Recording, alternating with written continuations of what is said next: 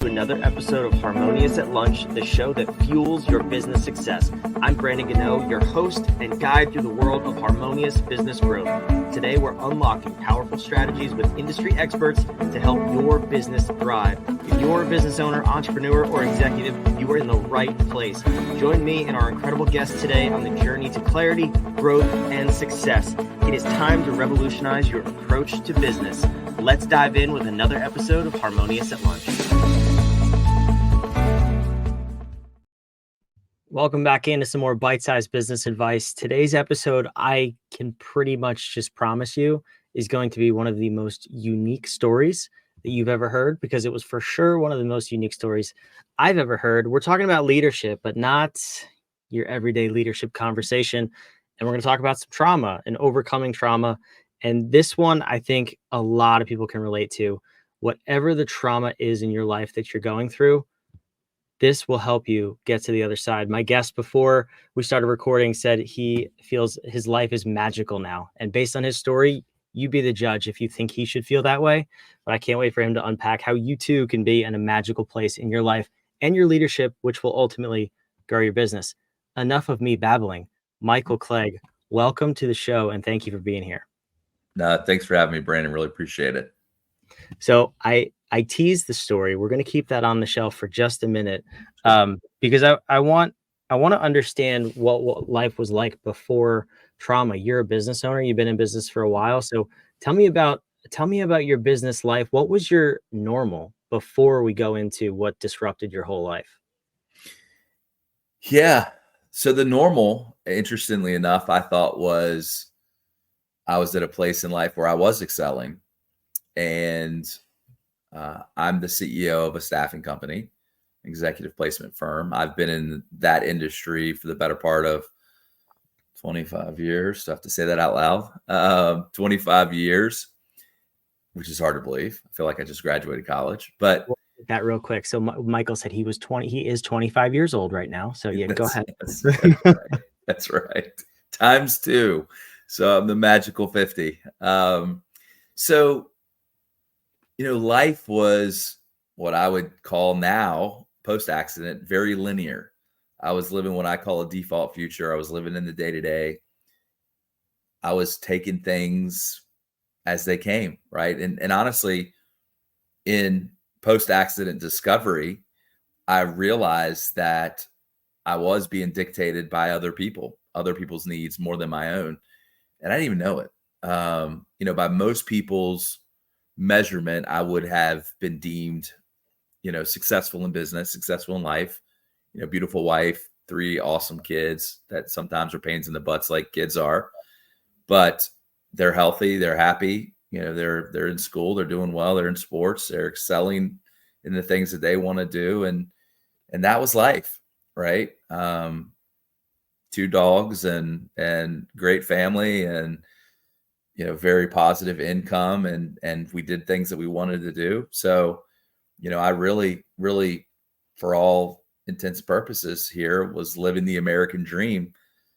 Little did I know I was not living so magically as I see it now. And my hope in sharing my story is that others don't wait for something traumatic to happen for them to no longer live that default future, no longer live in the day-to-day, or as I tell a lot of my clients, the busyness of the business will take you out of the business.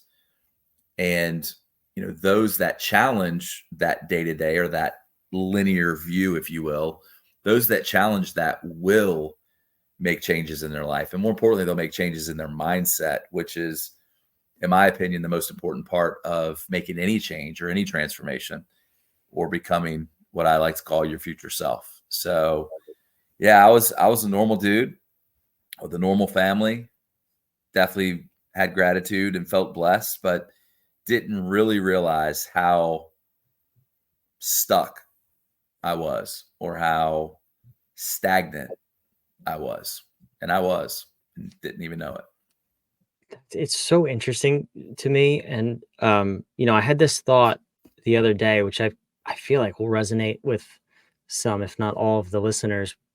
It was Tuesday, and Tuesday for us is garbage day. I was taking the cans down to the curb, And I was like, I just did this yesterday. Like, Yeah. what happened between this Tuesday and last Tuesday? I mean, did you feel like that to a certain degree in, a couple years ago even? Interesting. I didn't. I did not feel that way. Like, honestly, I didn't know I was living that default future. Mm. I just I didn't. There wasn't but what I realized is that I had stopped dreaming. And honestly, I even say it in my TED talk, my TEDx, that I lost a decade of my life. And I mean that by saying that I really truly, when I started measuring my path, when I started deeply reflecting and I started journaling and all of these tools that I use post accident, I would have judged as being too woo woo or fluffy prior to the accident. And I'm a believer now because it just brought me these things that, I mean, like I said, I didn't know. I had no idea that I was living a default future. I didn't know that.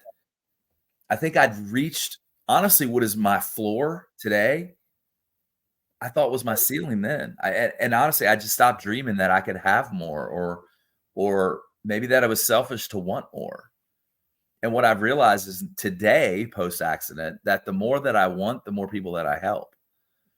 And to me, that's a big distinction from where I was living before. I was that default future was about me, was and selfishly me, my family. And don't get me wrong, I still coached high school football then. I love coaching football. It's a hobby and a passion that I really enjoy, and being around, young men and helping them look at life a little differently. And I certainly do that a lot more now than I did before. But just the strategy and the X's and O's of football, I love. I love calling plays. And it's just that everything that comes with that. But still, it was about me. How good of a play was that? Oh, it was a bad play call, and then I could down on myself or whatever it may be. It's just that's what you do when you live in that day to day. When you take the trash out on Tuesday, and then you look back and go, "Holy crap, what did I do the last 7 days?" And so when people say, "Man, I can remember what I did 20 years ago, but I can't remember what I did yesterday," number one sign that you're living a default future, without a shadow of a doubt. And it's something that I've integrated into my leadership development. If you have those thoughts, you are living linearly. You're living in the day to day. So it's a big distinction. And we too have trash day on Tuesdays, by the way. So Shout out to North Carolina trash days, right? that's Well, you've got my attention because you just called me out, but I volunteered to be called out. So I appreciate that. yeah. But what changed? We've been teasing everybody. You've been saying accident. Yeah. What So was it that changed your future? yeah, so as I mentioned, I coach high school football. So in the spring, we participate in what we call 7-on-7, which is basically a passing league, right? So for those that may not, I'm sure most people are familiar with football, but may not know it. You've got a quarterback and you've got receivers, and it's basically a passing league. So you're throwing the ball around the football field and keeping score. So it's another way for players to continually work on their skills in the off season, and it's competitive and it's fun for the kids. And I was leaving a 7-on-7 tournament, which fortunately we had just won, and beat our arch rivals, local rivals, ironically, that we hadn't beaten in 7 years. And I was driving on the interstate one evening, and that leaving the tournament, and very dark countryside part of northeast Charlotte, not a lot of lighting, and gentleman jumped off the bridge in front of my truck. I didn't have time to avoid hitting this individual, and unfortunately, and certainly tragically, he didn't survive. And the obviously that in and of itself was awful. I mean, I would not wish that moment. I mean, in that moment, I mean, I didn't know. You want to talk about life flashing before your eyes. I mean, it was like I knew what I had hit because I saw the individual, and I think when they jumped and realized they hit the road, that didn't kill themselves. Um, I saw him turn and look at me, and in that split second, and So I knew it wasn't an animal. It was, wasn't exactly easy to make out, but you can tell the difference between an animal and a human being, even with it being as dark as it was. And when my headlights got up on it, it was too late to do anything. And, my life changed forever in that moment. And, to kind of fast forward the accident piece itself, because the TEDx is about the accident and the recovery. But the things that really about the accident, about the individual itself, like I really tried to find out who it was, like their life story. Obviously they were, successfully committing suicide, but why? Right? Like in part of my struggle and challenge post accident was I couldn't find out anything. I didn't have a name. I continued to call, local police and that were there to find out anything I could. Was this person a dad? It was a, middle age, roughly. I would guess between 40 and 50 years of age, in that range. But I didn't know anything about it. And that bothered me. Like, we're in that entire night, laying in bed, and obviously I didn't get a ton of sleep because I was so when you're adrenaline, you can imagine it's tough to go to sleep. But when I finally did, I think I slept for like 20 hours straight, maybe even longer than that. But not knowing anything about the person or why they did that, and was really a struggle. And I don't know. And even my wife was like, why are you thinking of that? I was like, I don't know. I have no idea. I've never been through this before. So I don't know why I'm thinking about that. I don't know why I'm thinking about anything. But it bothered me that I knew nothing about this individual or their life story or why they did what they did. And that was outside of the images of the actual accident scene, which, as I say in my talk, those are no images any human being should ever have to see or experience. It's crazy, man. It's crazy. Yeah, that's an unbelievable story. And that's, it's one thing to be in a car accident with another car. I think a lot of people have been there, but that is horrific. I can't put myself there. I wouldn't want to put myself in that situation, to be completely honest with you. But obviously it's got to be scarring. And real quick, do you have access to the TEDx talk? Like, can we link that below in the description for anybody who wants to watch it? Sure. Yeah, absolutely. Okay, so we'll make sure that's down there if you want to watch Michael's talk. So you open the story loop, right? Of who is this person? What just happened?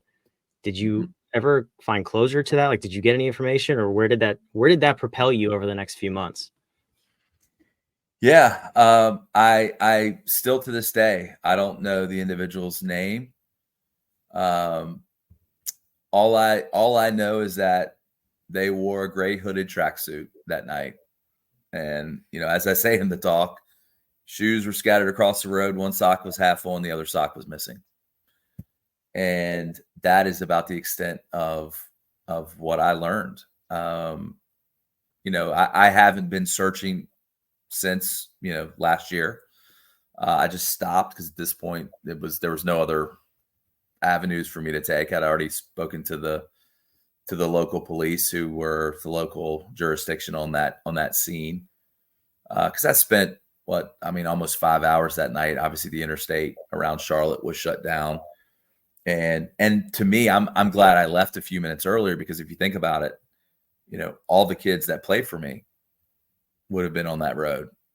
And my son is one of those players. So I cannot imagine that happening to one of the kids. Now, I was very fortunate that I have a large truck, and so it did no damage to my truck. But I can imagine if it would have been a car that would have struck first, it could have done significant damage. And part of the frustration about that too was, had I arrived a half a second sooner, probably would have gone through my windshield, and I likely would not have survived.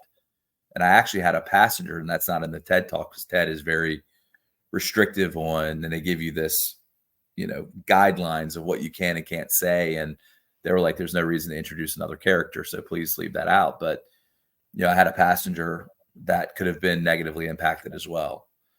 And certainly was there, witnessed it. Fortunately, she was looking down at her phone and so didn't actually see it happen, but, heard it, felt it, and then heard me. But yeah, I mean, it's I've never learned, but I also, like I said, I stopped looking. And at this point, I mean, I think when I talk about it, I'd still like to know, like, was he a dad? Clearly he was somebody's son, but that's all I know. And, what I really started, like my takeaway from that itself was, if I can create a story or craft a story, I mean, the story is what it is. It happened to me. But if I can reframe what happened to me and develop that into a learning opportunity for other people, as I said in my talk, like if I could have gone and been up on that bridge before the individual jumped and helped that person understand, that they can find their future self, and whatever trauma their experience or pain that they're going through, they can get past that. And so that's what I was able to do. And that's what I've done, is I started dreaming about, becoming my future self and whatever that entailed. And those things came to me through journaling. They came to me through images that I had. I mean, I start my talk about being an 8-year-old kid, right? And remembering that I wanted to speak in front of large audiences. I wasn't a speaker. I never thought. I was scared to death that I was a communications major in college. Like, how in the hell am I going to be a professional speaker when I was scared to stand in front of a classroom of 20 people and speak, right? But I'd forgotten those things of being a little kid. And you think about that as a 50-year-old and 49 at the time, how much time I wasted because I was living that default future. How much time I wasted when I could have been working on becoming a professional speaker, working on telling the story. So one of those things that I have learned is to reframe the past, not that it happened to me, but that it happened for me. And that's not to diminish the life of the individual that was tragically lost on that night. I almost see it as, let me find a way to honor that individual so that others that are in the same position as he was before he decided to jump, maybe they've learned something from me that causes them to think twice about doing that. And, as we were saying, pre-recording, I did a TikTok promo. We just created this little promo video that my marketing people had me do, just to get people enticed to the story. And it's awesome, by the way. But I put it on TikTok, and I'm not a TikToker, but I can fall in that rabbit hole like anybody else, of course, watching cool videos. But I posted it, and I got like 40,000 views in like the first few days.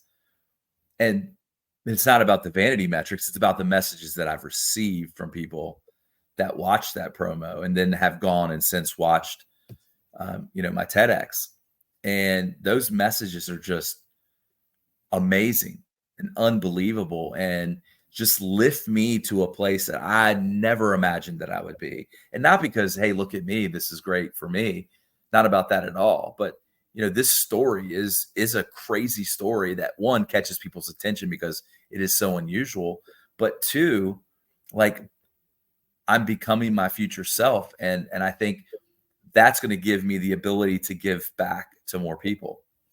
And so, while most people may not have individuals jumping off of bridges in front of them, I learned by a fellow TEDx that I spoke with that day that I gave my TEDx. And in her talk, she talks about 70% of adults will experience some form of trauma at some point in their life. I mean, you think about that in your room with 10 people, 7 of them are going to experience or have experienced significant trauma. And I'm not talking about, we talked about stubbing your toe earlier. I'm not talking about that. I'm talking about trauma. And I'm not going to be too judgy on how you measure that. I'm not a PhD. It's not my area of expertise, but and that's awful to think about. And that will impact people negatively if they cannot reframe that. So I'm not who I'm going to be yet. I'm still in the beginning phases of becoming that professional speaker and sharing this message and creating this leadership development platform and teaching people that they have to improve themselves before they become great leaders. And that's entirely new because of the accident, because of the things that I've experienced. And I've got a goal of humanizing 100,000 conscious leaders. And I hope once I achieve the 100,000, that it goes to 200,000, that goes to 1 million, that goes to 10 million and beyond. And that's going to be my life mission. And I think most of us don't have a life mission. And it took me 50 years to figure out mine. So if I can help people in their 20s and 30s or even sooner find and identify that life mission, then it's well worth it for me. I wholeheartedly agree with that. The stat of 7 out of 10 really strikes me though, because that's, you have employees, or you're in a team, you're in a conference with other leaders, and 7 out of 10 of these leaders have trauma and are not showing up as their best selves, not able to help others and impact other lives positively. So I'm going to put your website on the screen for those of you watching. Listening, it's down in the show notes. It's in the show notes and description everywhere. There's so much that you can teach people on how to overcome the trauma. I just want to hear the picture of from March of 23 to now and then beyond, building your future self, like you say. I mean, what is it like, assuming somebody is experiencing something to the degree of what you went through and they're not their whole selves? Yeah. On the other side of this, I said, you mentioned you were magical now. What is it like? What is your ability to lead? What is your level of fulfillment in life?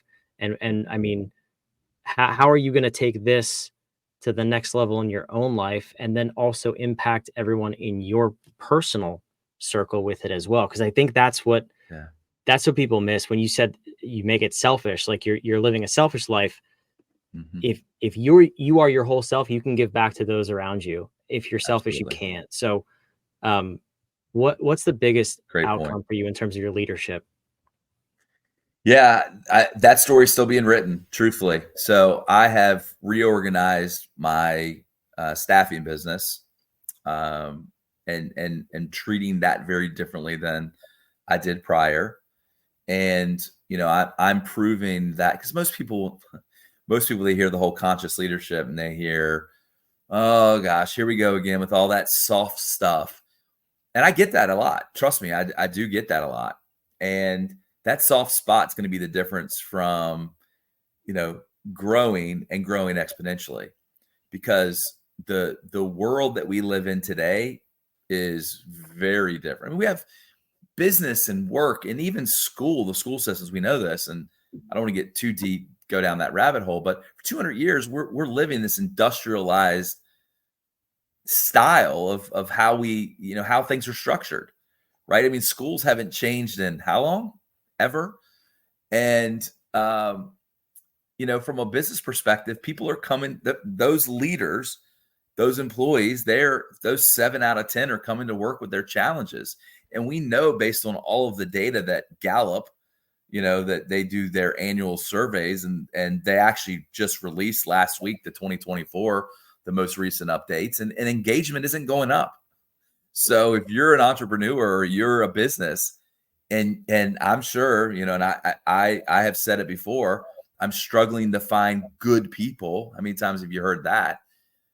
That's because you're not offering something good and great to those people to be attracted to your organization.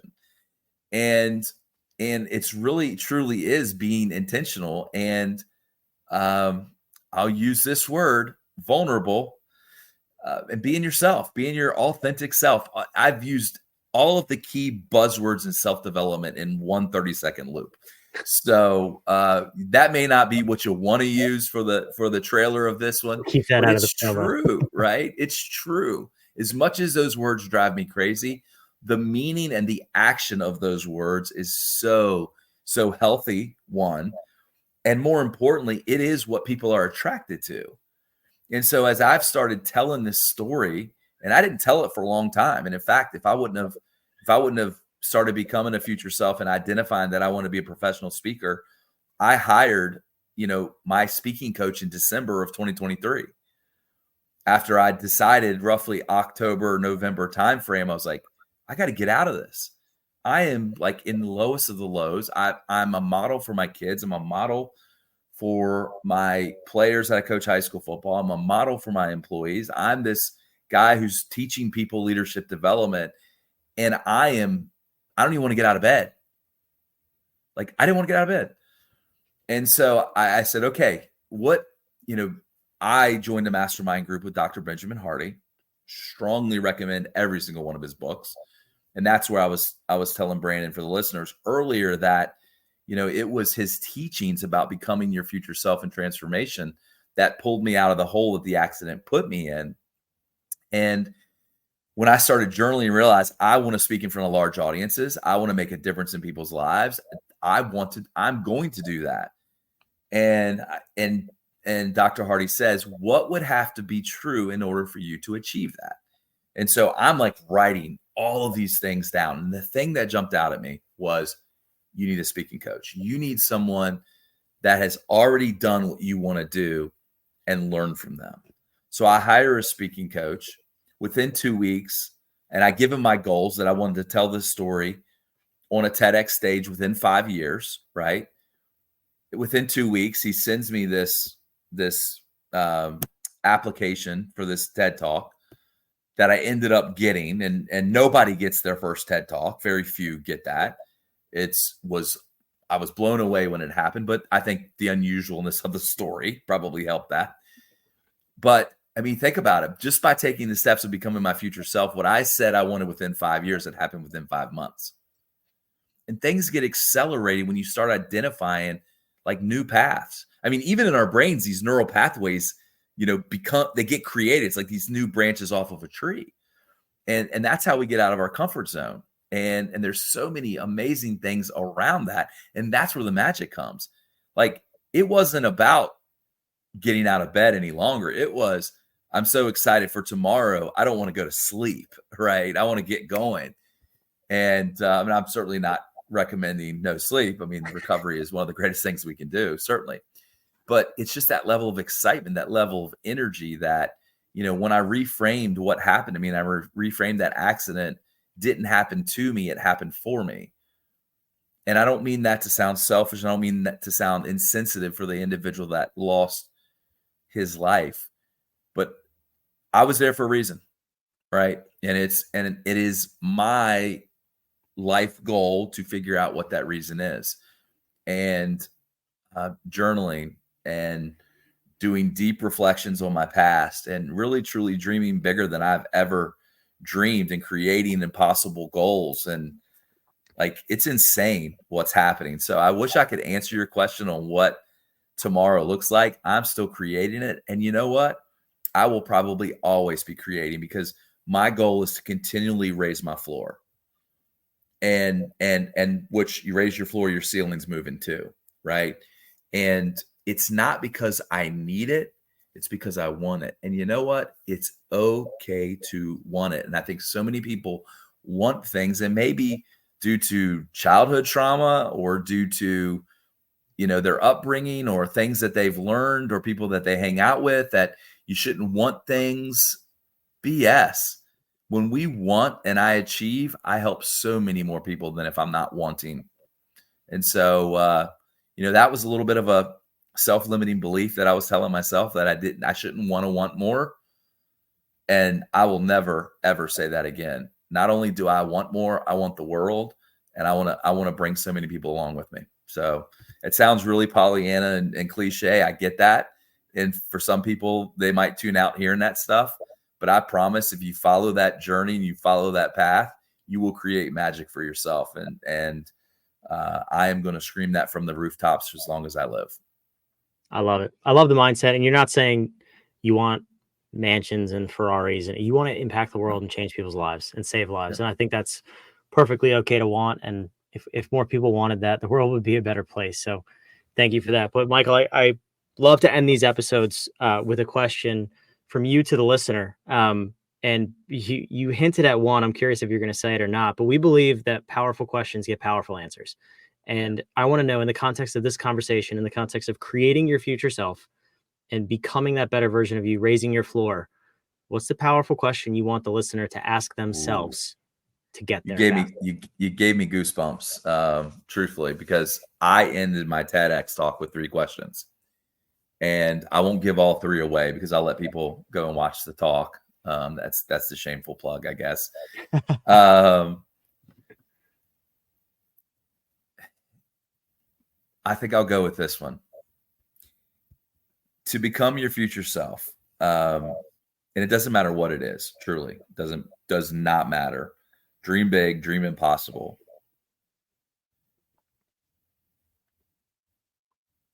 I get a little emotional thinking about it, honestly.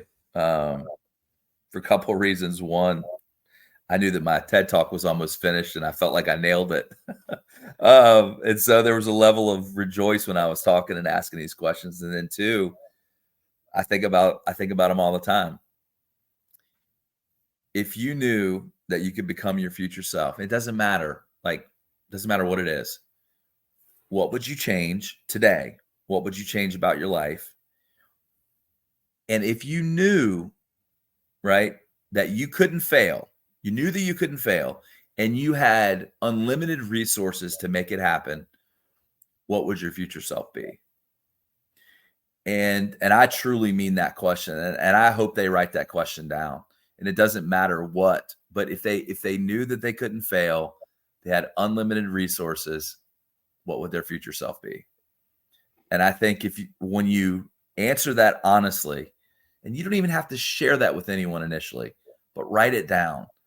If whatever your response is and whatever you write down, go for it. Don't let the day to day hold you back. Don't let the living that default future. And that doesn't mean you have to go out and quit your job tomorrow. There is, will require structure and planning and those types of things, but commit to it first. Don't wait until you feel like you have the capability to do it. Don't wait until you have the confidence to do it. That's flipping the paradigm upside down. Commit to it. What you commit to, the universe will help and conspire to make it happen for you. And I truly believe that. And I'm not some woo-woo dude that really falls in and buys that. I'm living it, and it's the God's honest truth. So that's the question I would ask. That's amazing. I appreciate those questions. I appreciate you being here. This was a phenomenal interview. Awesome, man. Thank you for your time, and you're doing great work. Keep it up. Thank you. For those of you watching and listening, wherever you are, I told you, I delivered. That was an awesome episode. I had no part in it. Michael was amazing. Thank you for listening. Make sure you subscribe. We want to see you back tomorrow on the next episode of Harmonious at Lunch. We want to help you build a more harmonious business and life. That's what we're all about here. We'll see you tomorrow.